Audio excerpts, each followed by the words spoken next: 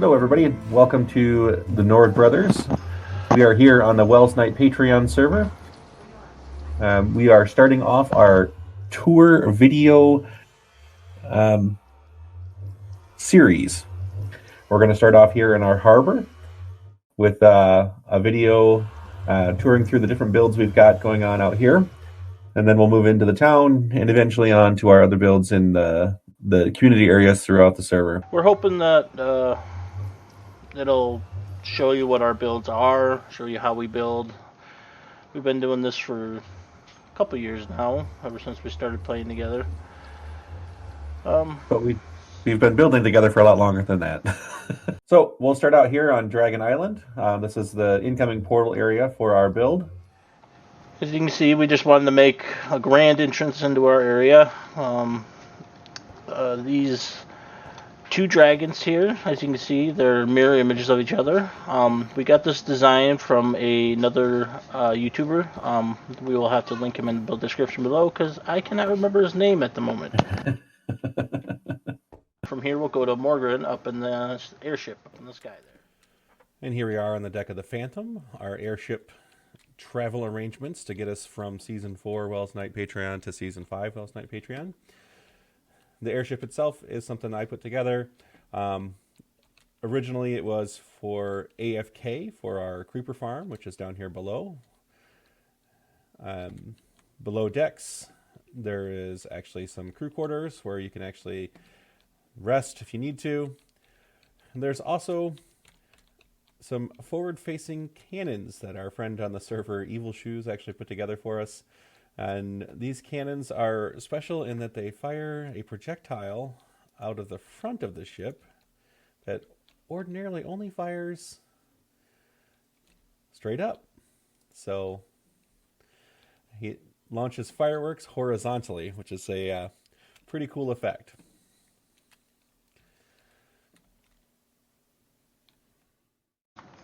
All right. And from there, we'll come down here to this lovely cargo vessel. As you can see, this is another Morgan build.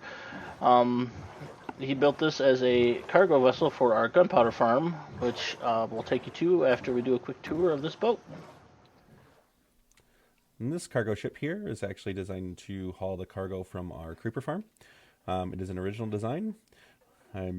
Originally, it was going to have a funnel from the creeper farm below to haul all of the gunpowder that's produced straight up into the cargo hold inside the ship. But once they announced that the server was going to be resetting, we decided to just kind of leave it as is, and the creeper farm actually stores its gunpowder in a small cargo area or a small warehouse area below. The ship itself is designed for the cold water, so it does have icebreakers on it, and does have a small interior. However, it's not currently decorated. The figurehead on the front of this ship is actually a charged creeper head, which we were able to get by trading with one of our friends on the server here, Gurum. He has a charged creeper farm that he's got set up in his base. That did take him some time to do, so it was nice to see the output from that farm come to fruition. This gunpowder farm is a Il Mango design. As you can see from the outside, it's just large, blocky, but again, it's just a gunpowder farm. It uses the magma block technique to kill them. I don't remember the exact dimensions of it because we built this a long time ago, but it uses the piston and tripwire to push the creepers off. They die, they get collected, gunpowder gets collected down below and stored off into a storage bin, storage silo off on the other side. So far we've only camped here a little bit in the airship above, and that built up all the gunpowder we could possibly ever need. This is Nord Brothers Shipping. This is where you would book passage on any of the shipping vessels. This is where you'd take your goods if you want them shipped out to another area. This building was one of my designs. I tried to emulate all the other builds that you'll see later on as we get deeper into the tour video.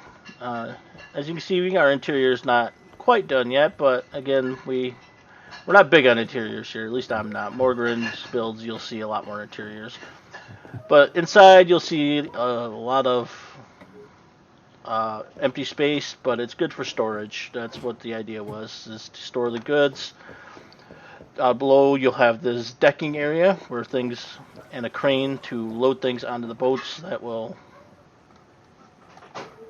take them out to the ship. From there, over here, we have a server reset.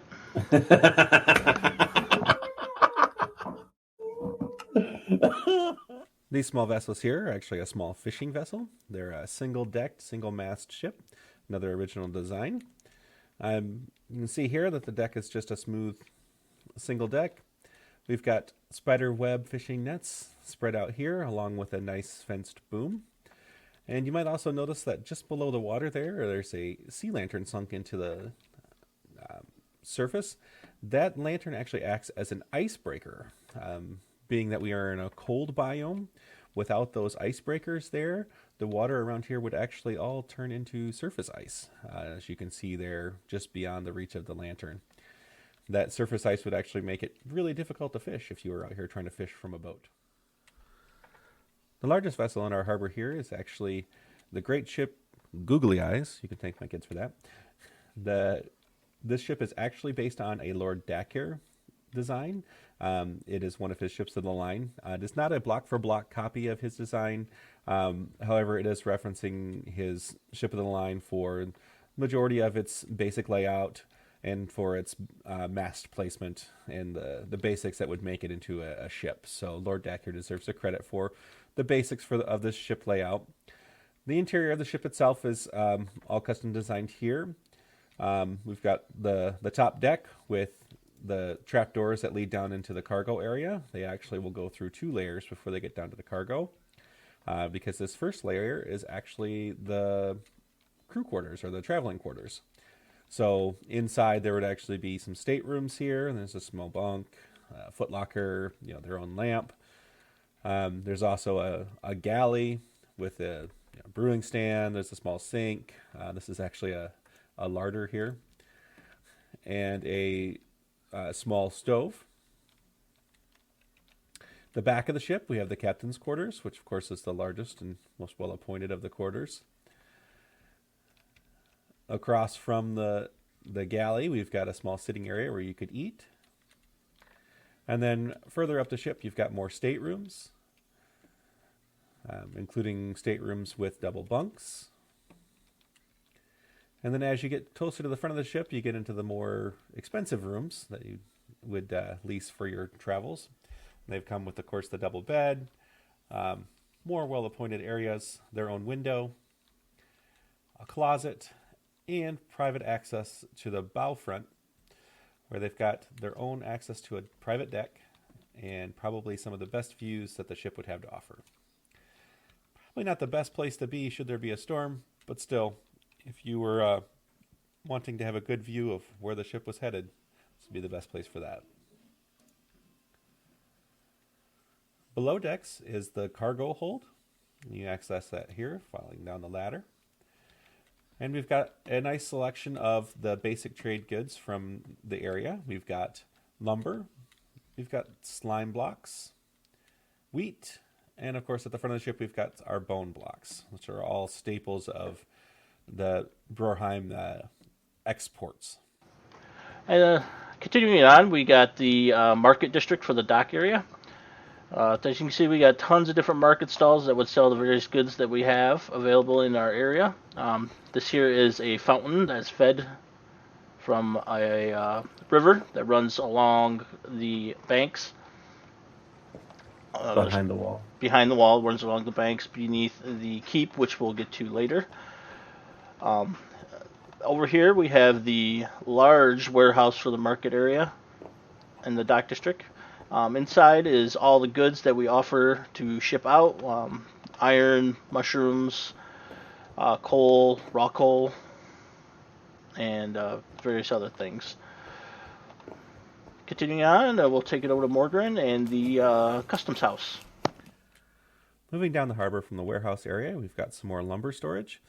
This would be where the lumber was kept before it was loaded onto ships and carried off into other parts of the world. Just past the lumber is our customs house.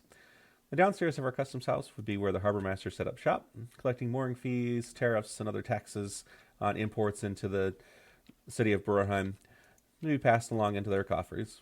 The downstairs area, of course, is the office, and the upstairs would be living quarters for the harbor master. Traveling along the winding road behind the harbor, we finally come to the harbor's primary defenses, which is the small fort situated on a hill overlooking the harbor itself. The main entrance into this fort is a bridge, which, if the need to defend the fort arose, this bridge could actually be dropped away and would further support the defenses of the fort. Up front, we've got a small stables, large enough to house a single horse for courier purposes. Our front gatehouse leads into a small courtyard where we've got a bunkhouse on either side. Small area where we could have a communal practice or training. And back into the tower. The lower part of the tower would be where munitions and armaments were kept. The upper part would lead up into the battlements. This first floor being the lower battlements, the top of the wall, where you could stand and defend against anybody trying to scale the walls. And the upper part of the tower, of course, would be where you'd have the best view of the harbor. And from the walls here, your bow shot could actually carry to the far side of the harbor without much difficulty. All three of these towers are basically the same. However, they are on different elevations and provide different views of the different surrounding areas, and can see both sides of this small island, which means they could cover the water at the back of the island as well.